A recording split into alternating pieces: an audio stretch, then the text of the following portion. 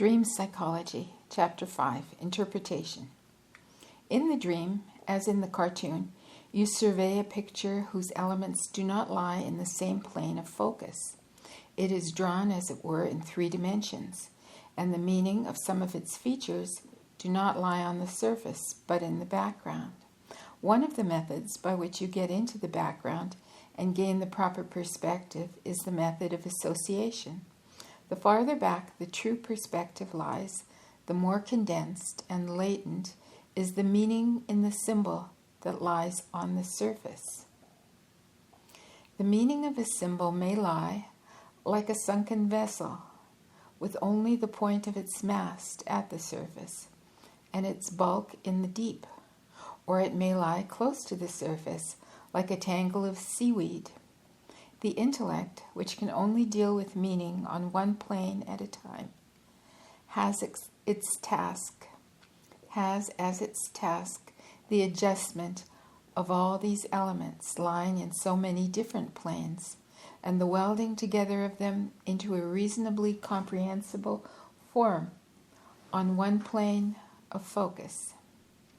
This is the task of interpretation, for it is the interpretation of the dream and not the dream itself that is valuable. But when the symbolism of dreams is studied, a great difference from the symbolism of cartoons is encountered. The difference makes the interpretation of the dream a very much more difficult task than the interpretation of the cartoon. For the sources of the dream lie very much deeper, and its symbolism is not always drawn from the passing fashion of the age, but from the foundations of the human mind. Thus, in the dream, symbolisms are sometimes found that link up with what is most archaic in human history. To find parallels to them, the pages of human development must be turned back and the fantasies of the primitive mind examined. By reason of this, some have thought that the study of unconscious activity from the symbolism of dream is only regressive in trend and implicates the spirit of the past alone. It is not only in dreams that symbolisms of an archaic nature are found, but also in the neuroses. These intrusions of the primitive past into consciousness occur beyond dispute. But it is possible to take up the view that the activities of the unconscious, while constantly revealing elementary and primitive forms, do not necessarily point to a theory that sees in them nothing but tendencies that have been overcome and suppressed in the history of human development and have no prospective value. It is necessary to look at one aspect of common speech in order to find a parallel to the apparently fantastic imagery that the dream sometimes shows.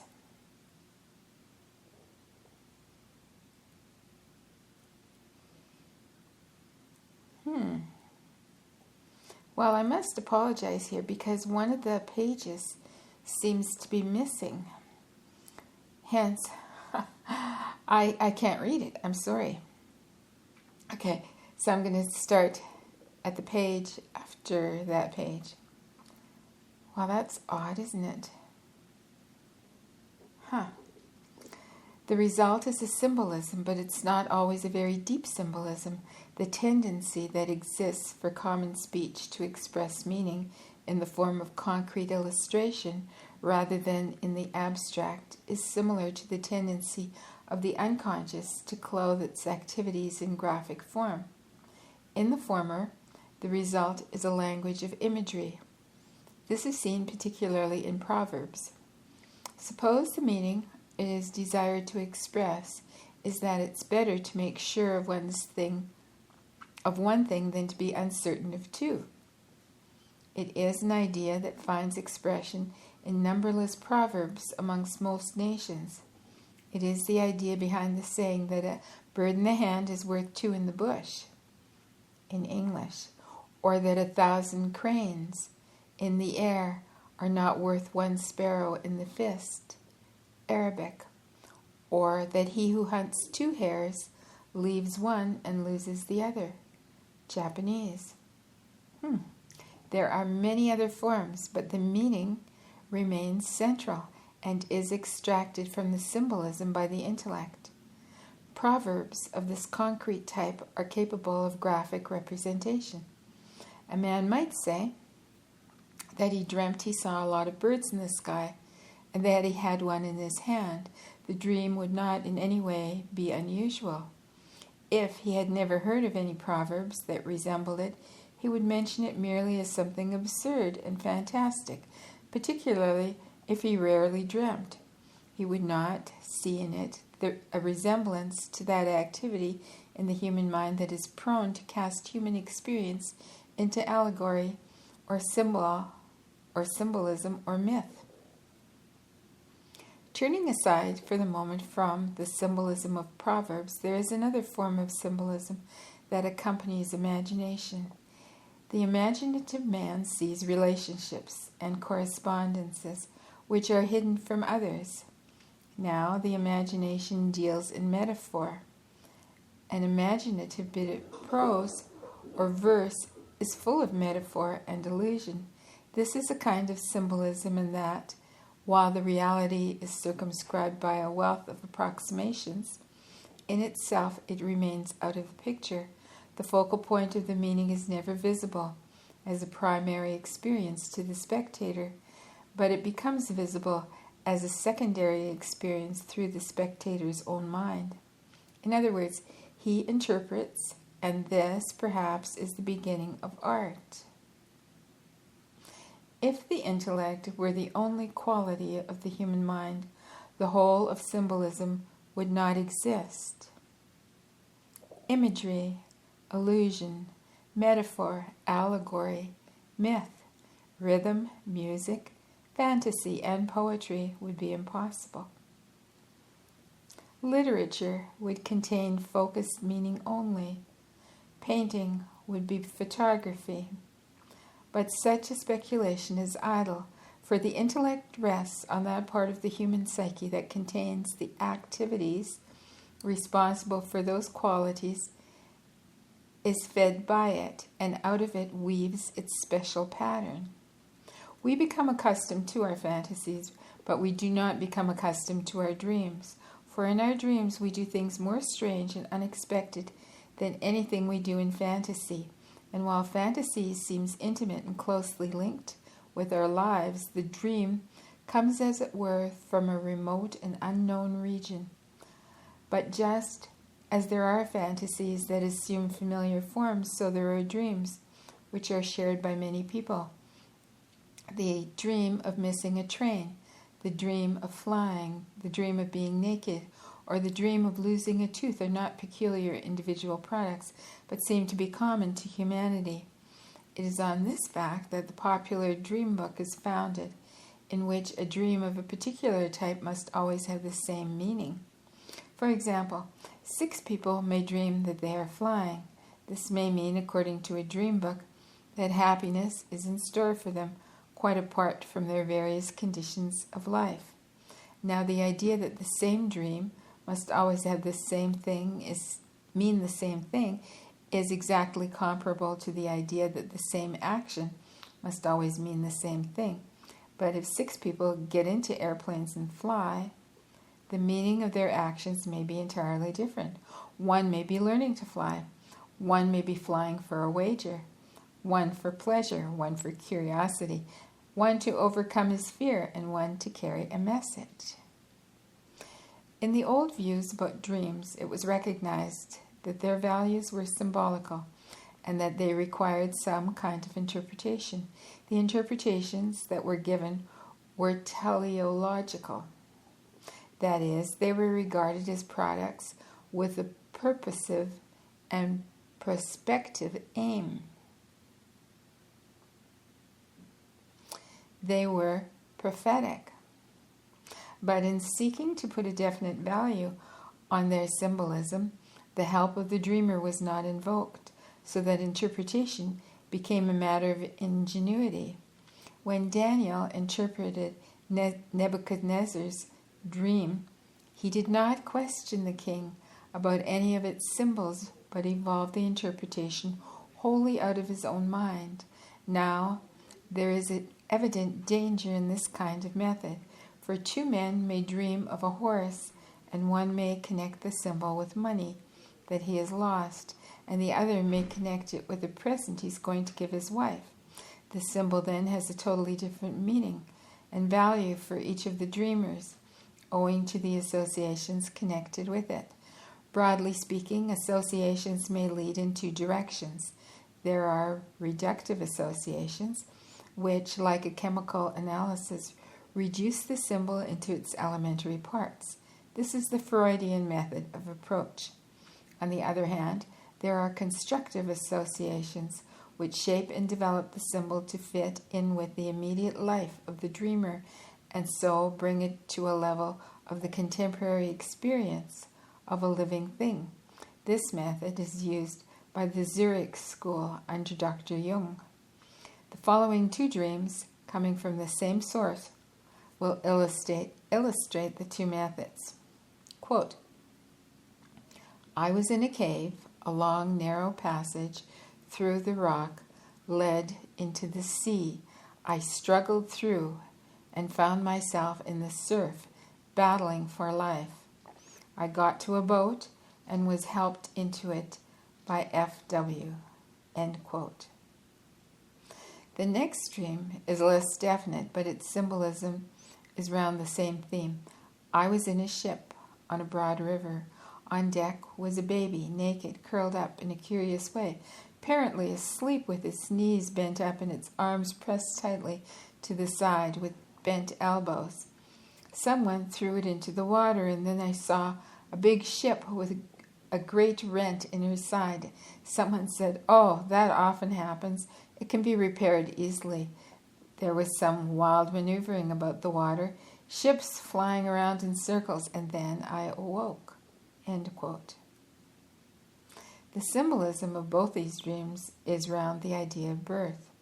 A purely reductive analysis, which was applied to the first example, led to an anatomical significance of the symbolism in which even the rudder lines of the boat found a place.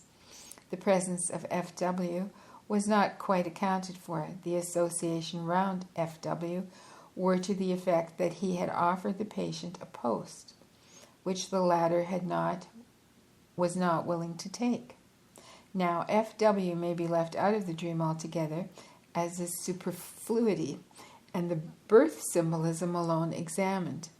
This was at first done, and the associations pursued a fixed path along the patient's knowledge of the birth process, down to the earliest memories in this connection. This occupied a considerable time. The patient revived his childhood speculations on birth and the myths that he had been told. He revealed his present-day reflections on the subject. In the second example, the figure of the little baby curled up and apparently asleep at once brought associations dealing with the business of birth. The dream is more hilarious than the first one. Really? But it deals with the same object. What then do these dreams signify? Is it possible to say that the unconscious of these patients finds itself preoccupied with primitive wishes connected with the mother, or to make the patients understand this thoroughly? But what application have these products of unconscious activity to the dreamer's life?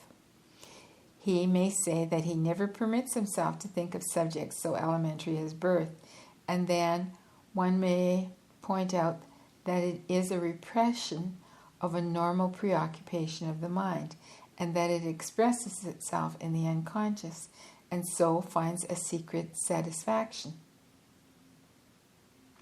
By making the patient focus his whole attention on one or another symbol, we may force out of him memories and thoughts, all dealing with the subject of birth, dragged out from the marginal shadows of his mind, until at length the reductive analysis comes to an end in the purely anatomical.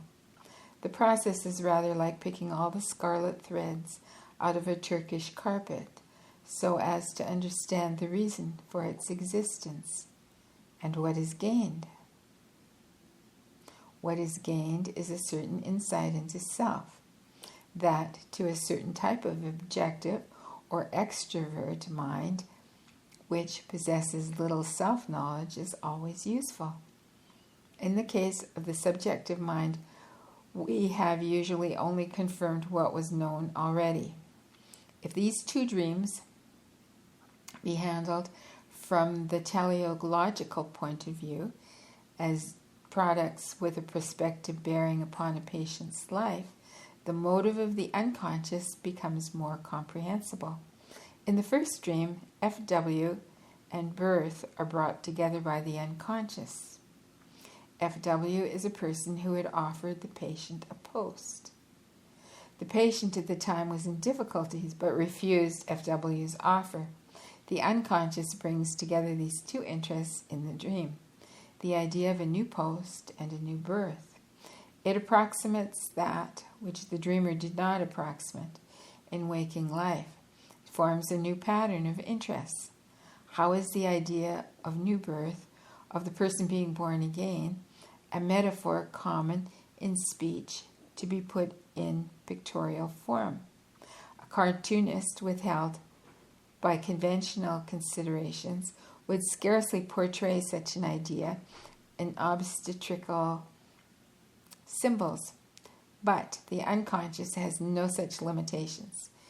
In the above cases, the symbolism is of some interest. The association of water with birth finds many parallels in mythology. This is natural, for the sources of mythology and the sources of the dream are similar. Dr. Jung has compared the reductive method to an analysis of the bricks and mortar that compose a cathedral in order to account for the reason of its existence. We might add another illustration. A theory of painting might be evolved based on the chemicals lying on each canvas. Thus you might say that on analysis, pictures contain lead, chromium, iron, copper, and cobalt. You might then group the pictures in a gallery according to the amount of one or the other that they contain, and thus seek to explain their difference. Dreams handled by this reductive method lead to the conclusion that they have certain basic and unvarying elements, just as pictures have certain basic pigments. Dreams often contain objects such as sticks, lampposts, church spires, masts, pillars, tall hats, trees, lamps, pipes, funnels, umbrellas, candlesticks, nails, guns, and pillar boxes. Now, all these objects have a quality in common. They are longer than they are broad.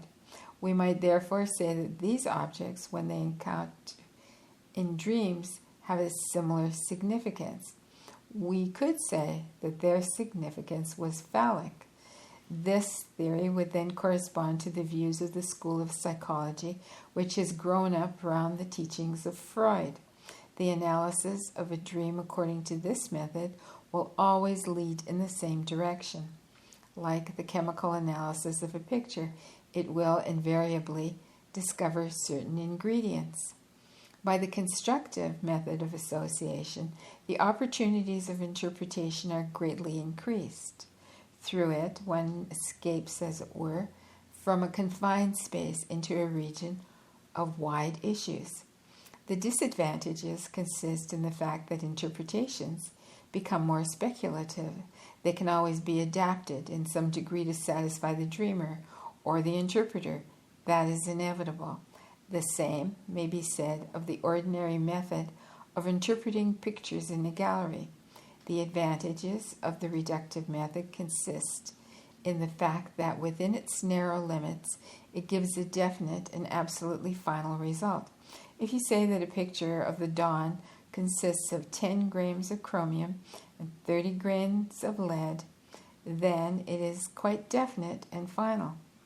And if you say that a dream of 2 top hats consists of 2 phallic symbols, then that is also definite and final. You come, so to speak, to a dead end. You are operating on one level of values and you have only one point of view. In the case of the pictures, while it is true that they could not have been painted without pigments, you can only see art as an arrangement of chemicals. And however seriously people may argue with you, that you have only to point to the picture and ask them whether they deny that this patch is chromium or that patch lead. If they still argue, you can say that they refuse to see your point of view because of some inner resistance. But if you say this, you must remember that they have an equal right to say that you cannot see their point of view because of some inner resistance. Let us consider for a moment the dream of the two top hats. The first part of the dream ran as follows, quote, I was returning from the country to the town, and I had an idea that I had been wasting my time. The trees were dark, and there was a light rain falling. I had two top hats and was endeavoring to protect them from the rain. These two top hats gave me great trouble. I could only keep one at a time out of the rain, and if I put one under my coat, then the other became wet, and when I put the wet one under, it became roughed up. The idea crossed my mind that it was absurd to bring back two top hats from the country, and I wondered what on earth I was doing with two top hats at all. End quote. Now, the first associations made by the dreamer to the top hats were 1. Going to church on Sundays. 2. Professional work. We might then, from the constructive point of view, say that one top hat stood for all that is contained in the idea of going to church on Sunday in the dreamer's mind. The dreamer said that he went to church to please certain people and that his professional work had caused him to take a view of life that did not quite coincide with orthodox teachings. He found difficulty in reconciling what he thought were his duties to his relations and his personal desire for honesty. At the time of the dream, he was able to return from the country, where he had been having a prolonged holiday, to resume his work. How, from the constructive point of view, can we apply this dream to the dreamer? Let us examine the second part of the dream. Quote, I walked on, wondering what I should do, and then I thought, I'd better take a tube train so as to protect my hats. I turned a corner of the street and came upon an open space, where I met a beggar. He was a very cheerful and robust-looking beggar, and he wore a cap. He did not ask me for anything, but I offered him 6pence, which he took with a smile, and went on. I continued my search for a tube, juggling with my hats, feeling very annoyed that I had given the beggar 6pence, because I realized that it was unnecessary. End quote. In reflecting upon this part of the dream, the dreamer remarked that the beggar was in a better position than he himself was because he wore a cap. Now, we might take the two top hats as symbols of two contradictory and possibly artificial sides of the dreamer's life which handicap him. His discomfort is contrasted with the freedom of the beggar. The beggar on the high road is independent and presumably ready for all weathers. The dreamer finds himself unprepared for even a light rain and confused by reason of the burden of having two top hats. That is probably two unadjusted sides to his life. I think I've said enough to indicate that this dream, handled along these constructive lines, gives promise of an interpretation of greater practical value to the dreamer than an analysis by the reductive method, which would reduce the whole dream to the sexual level. But it would be a mistake to think that dreams are innocent of sexuality. At the beginning of the war, a great many people dreamed that enemy troops were in the back garden, or down the street, or in the house, or knocking at the door for admittance. They dreamed that enemy aircraft were overhead, about to drop explosives on them. Many of these dreams were nightmarish. Often they were so vivid that people were troubled by them and half expected to see their immediate fulfillment.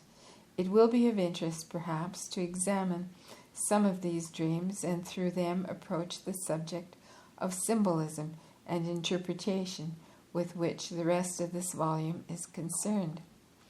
I will give 2 examples of those I collected at the time. Number 1. Quote, I was walking down the street where our house is when suddenly some soldiers wearing helmets came round the corner. They stopped me and one of them grasped my arm. I woke in terror. End quote. Number 2. Quote, I dreamed I heard a noise, and I got up to look out of the window. I saw soldiers in the garden. The moonlight shone on their helmets. They were all around the house. I tried to call out for my husband, but he was fast asleep, and I was so helpless with terror that I could not make any sound. End quote. These examples are taken from different sources. The first is the dream of a girl of 17. The second is the dream of a married woman. In these dreams, the theme is similar. A sudden, unexpected, and alarming situation develops. In the first dream, a young girl walks down a familiar street and suddenly encounters the unfamiliar. In general, that seemed to have been the main feature of many of these early war dreams. Excuse me. Enemy troops suddenly invade familiar domestic scenes, the house, the street, the garden.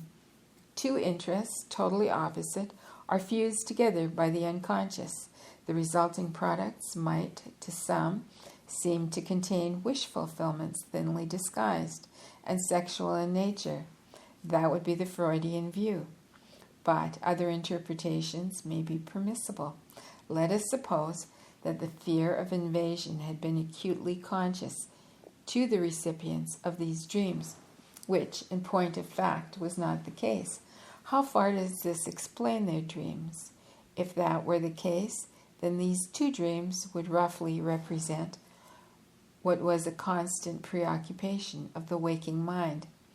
They would merely be after images presented in sleep, of thoughts that continuously traverse consciousness during the day. One would then say that this was perhaps quite normal, that if you think constantly of a thing, it is normal that it should repeat itself in sleep. But is this a fact of experience? It is not a fact of experience. Dreams do not characteristically deal with the thoughts of the day in the same way as the thoughts have run. There are always marked differences. It often uses the incidents of the day for its symbolism, like the cartoonist, and this has given rise to the belief that dreams are simply confused recollections. But in these cases, the thoughts of the day did not concern the fear of invasion. In the second case, the dreamer seemed, on the contrary, indifferent to such possibility. She had strong views about the war at that time, and these views were negative. The war had nothing to do with her or her husband. Let those who want to fight, fight. She had other things to do. In the case of the young girl, this extreme attitude was not apparent. The war to her was rather stimulating. It created excitement and bustle and a certain new enjoyment. It opened up new possibilities. Now, enemy troops may, of course, be taken literally, and a literal meaning be put on these dreams, in which case they may appear rather useless and purposeless, for the situations that they depicted did not come to pass. As symbols, they must have a kind of meaning. They represent danger. In the broadest sense, they must stand for a menacing factor. Now, if you take people of any age from early childhood up to senescence, it will be admitted that there is always to be found some menacing factor in their lives, for a child must learn certain lessons of self-control and behavior from its nurse. A boy must go to school, a girl must grow up and get married, a man must earn his living, an old man must relinquish desire and begin to adjust the past, which begins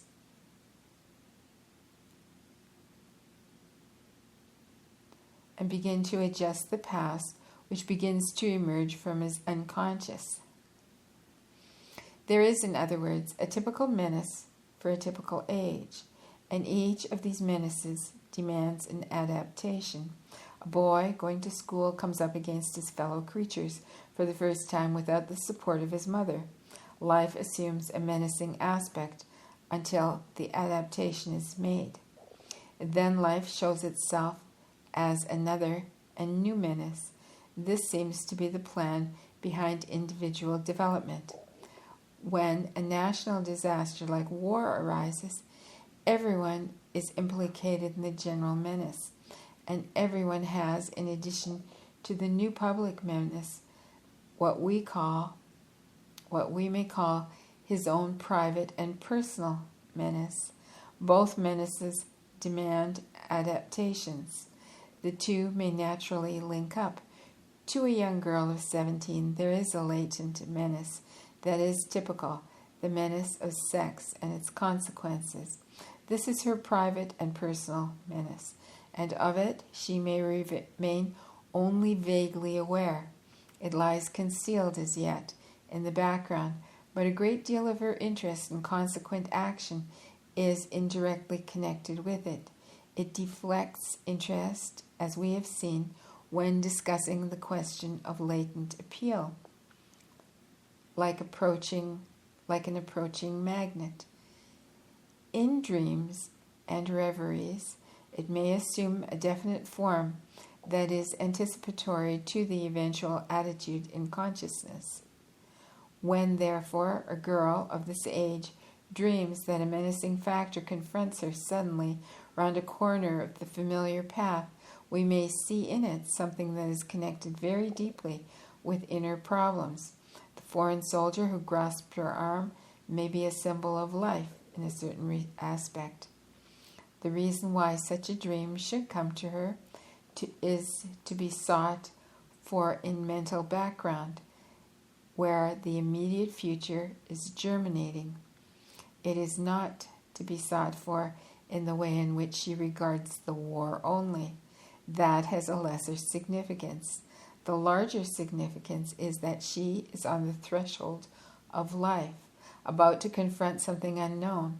There are dangers in some degree comparable to the dangers that a soldier confronts in a new land. The excitement of the war opens up new possibilities of quicker development. A critical moment may arise at any time. The dream shows such a moment arising. It therefore may be prospective in kind. It is a foreshadowing and not a wish fulfillment.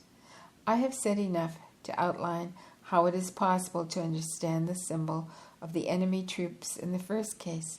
Superficially, if necessary, one can see in the dream some more literal application, but beneath it is possible to see another motive that clothes itself in the symbols that it borrows from the crucial position of the nation and applies to the inner personal situation. The dream touches on a relationship between her position and the nation's position. It sees in them something identical and applies the factors of reality as symbols of her life. If we turn to the second dream, a most significant feature is the lack of correspondence between it and the conscious attitude of the dreamer. She thought that she was uninterested in the war. It concerned neither her nor her husband. How far is such an attitude true or possible when individuals are plunged into the cataracts of life? To be indifferent and to assume an attitude of indifference are two different things. The assumption of a particular attitude means that other attitudes are possible and that one is chosen. The others are excluded. Now, when most of the incidents of daily life, when indeed 9/10 of the incoming stimuli of the senses are connected with war, to keep the conscious mind busied with other things must denote an effort of strain, avoidance, and suppression. In such cases, the activities of the unconscious and marginal mind are interesting to watch, for in sleep, the checks that operate in waking hours have not the same values. Marginal material may become central. In her case, there may have been a reason for this attitude of avoidance connected with her husband. Let us examine the dream in this light. It shows her in a familiar domestic scene suddenly confronted by those forces that she would seek to ignore and leave to others for their solution. Her own garden is filled with enemy troops. In this situation, she instinctively turns to her husband for help. He is asleep, and she has lost the power of calling him to her help. She was very much attached to her husband, and he occupied a large part of her interest. The dream shows a reversal of the dispositions of interest as controlled by her in consciousness. That which she chose to ignore is present in bulk. That which she clings to, her interest in her husband, is cut off from her. He is asleep and she cannot call him. This reversal of the balance of interest must mean something. The emotion that accompanies it is one of helpless terror. Now, what relation can we find between her, the enemy troops, and the husband? We can find an immediate one in the fact that the war might take her husband away on active service. The marginal recognition of this possibility, therefore, may have been at the bottom of her conscious attitude towards the war. It was an attitude that thrust away anything full of terror. No, it was an attitude that thrust away something full of terror. It was an artificial compromise. The dream might contain, and probably does contain, this significance, in which case the enemy troops symbolize the fact of war, and, in a large sense, exorable destiny. She is made to look at it face to face. But it is possible to glance at deeper issues in the dream. It is evident that an attitude of artificial suppression of certain aspects of life, or anything that intrudes between the ideal and its attainment, means a false outlook, for it is necessary to assimilate and not to suppress. To shelter behind someone in order to continue the artificial state, and to summon that person immediately, any combination of events threatens to break the spell. To expect the fact to be soothingly shaped into the cherished ideal, is but to live a life that is merely a lie. Let me read that sentence again, because it's somewhat convoluted. To shelter behind someone in order to continue the artificial state, and to summon that person immediately, any combination of events threatens to break the spell. To expect the fact to be soothingly shaped into the cherished ideal is but to live a life that is merely a lie. The dispositions of interest in such a person's consciousness are like selected articles in a shop window. A brief recapitulation may be given here. In the girl's dream, the significance that was outlined was a preparatory one. It was suggested that symbolism might be looked on as foreshadowing the dreamer's passage from girlhood to womanhood.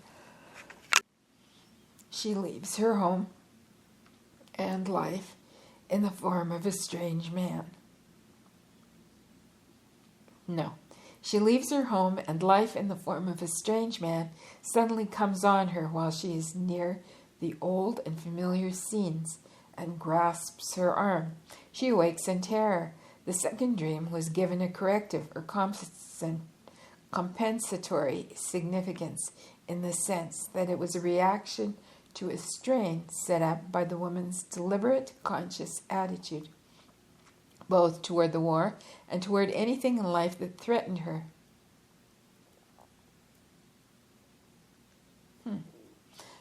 And that concludes chapter 5. And I'm so sorry that we're missing a page here. If I can find it, I'll redo this chapter. But, it was pretty early on in the chapter, so I don't think it has all that much significance, because he does actually say what he means, and with examples, right? So I guess it's okay. Anyhow, that's how it is. All right. The next chapter is chapter 6, and it's called Compensation. So, till then.